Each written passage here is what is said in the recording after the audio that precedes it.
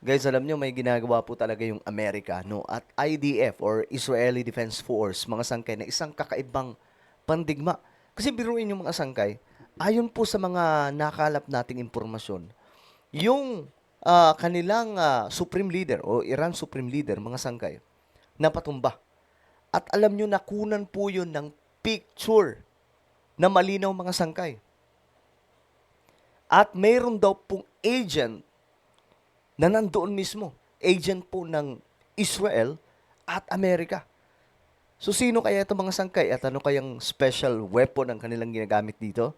Pag-usapan po natin.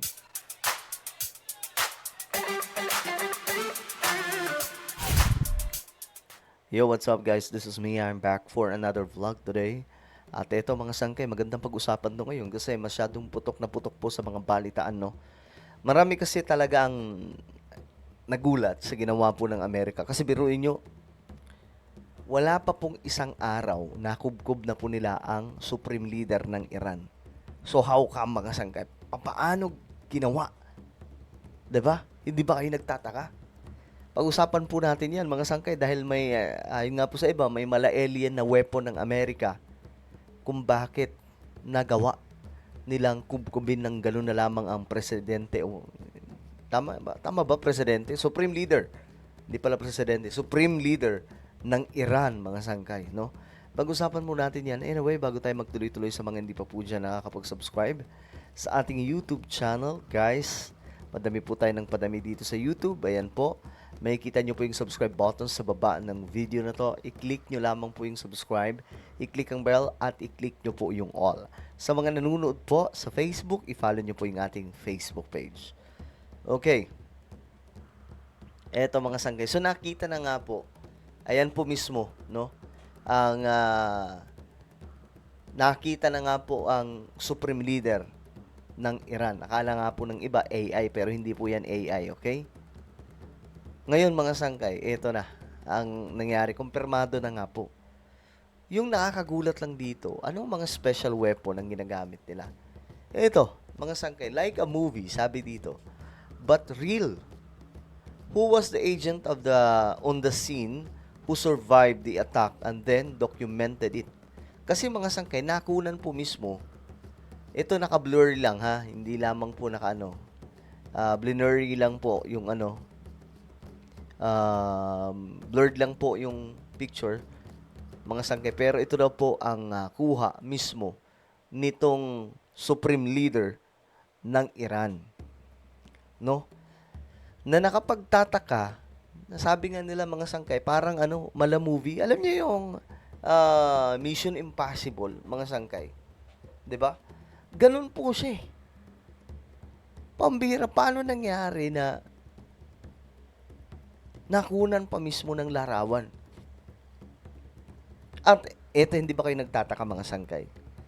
Supreme leader po yan. Hindi po yan basta-basta madadali ng gano'n na lang. Pero papaano nangyari mga sangkay? No? Papaano nangyari na nakuha ng Amerika at Israel na makalusot mga sangkay para itumba ang mataas na opisyal ng Iran? Hindi ba kayo nagtataka mga sangkay? May something na ginagamit po talaga ang US at Israel mga sangkay na napapasok po nila yung kanilang mga kalaban ng ganung kadali lamang. Dati mga sangkay kapag ganito, di ba umaabot pa ng 3 buwan, 4 na buwan bago po magkaroon ng resulta ang paglusob. Ngayon hindi na mga sangkay. Tandaan nyo, yung mga gamit ngayon mga sangkay pagdating sa surveillance, advance. Hindi po tulad noon. Pero bakit ganun? Nalulusutan po sila ng Amerika at Israel. So may mga sinasabi yung ibang mga sangkay na itong Amerika daw po ay gumagamit ng mga mala alien weapons or technology. Ginagamit daw po nila itong mga sangkay. Di ba nga po, may mga conspiracy theory na ang Amerika daw po ay may mga malalaking sikreto. Maliban po siyempre sa Epstein file, meron po mga alien documents or files. Alien and UFO files na nasa US. Nasa 3 million na mga files po yun, mga sangkay. And some conspiracy theorists, uh, influencers, kiniklaim nila that the American forces are using, no, this technology na wala po ang ibang mga bansa. When it comes to warfare, pagdating po sa digmaan, mga sangkay, gumagamit. Kasi, biruin nyo yung, halimbawa, yung Venezuela. Nakubkub po nila, nadakip po nila yung presidente ng Venezuela ng ganong kadali. Ayon nga po sa mga bantay doon na nakaligtas sa pag-atake ng Amerika. Nung time na nandun na daw po yung US, nagulat na lang daw po sila. Ang bilis ng pangyayari. Wala po silang kamalay-malay. Bantay sarado pa po yun, ha. Gulat na lamang daw po sila, nandyan na yung puwersa ng Amerika. Hindi po sila marami, kakaunti lang. Tapos mga sangkay, yung mga gamit nila, mga baril, at kung ano-ano pa, hindi po hindi po gumagana.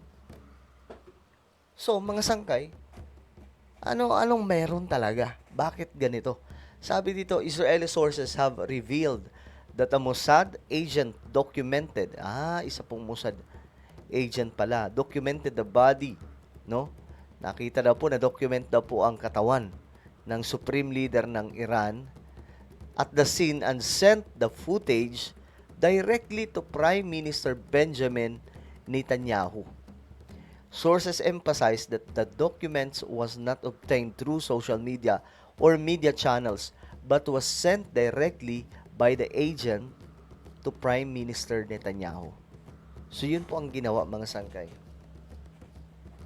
So, anong technology ang ginagamit dito talaga ng Israel at Amerika? Diba, mga sangkay? Ngayon, isa pa sa katanungan, maliban dyan, sino ang papalit sa leader ng Iran? Though, mga sangkay, ngayon, medyo delikado ng sitwasyon ng Iran government kasi nga po, dinudurog na po sila ng US.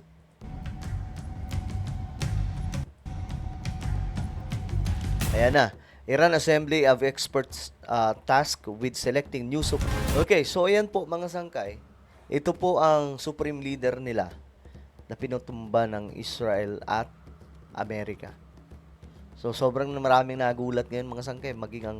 Kahit nga po yung North Korea, nagpaparinig na eh. Parang, alam mo yun, kapag ka nagpaparinig ka, kinakabahan ka. No, kinakabahan po sila na baka sila ang isunod. Kasi sabi nila, kung nagawa nyo yan sa ibang mga leader, hindi nyo magagawa sa amin yan.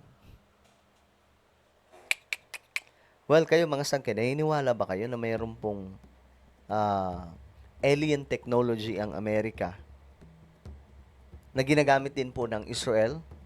Or talagang may supernatural na nangyayari kung bakit nananalo po sila sa mga digmaan na ito? Comment down below ano po inyong mga opinion.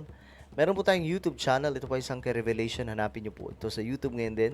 Kapag nakita nyo na, i-click nyo po yung subscribe, i-click ang bell, at i-click nyo po yung all. Ako na po ay magpapaalam. Mag-iingat po lahat. God bless everyone.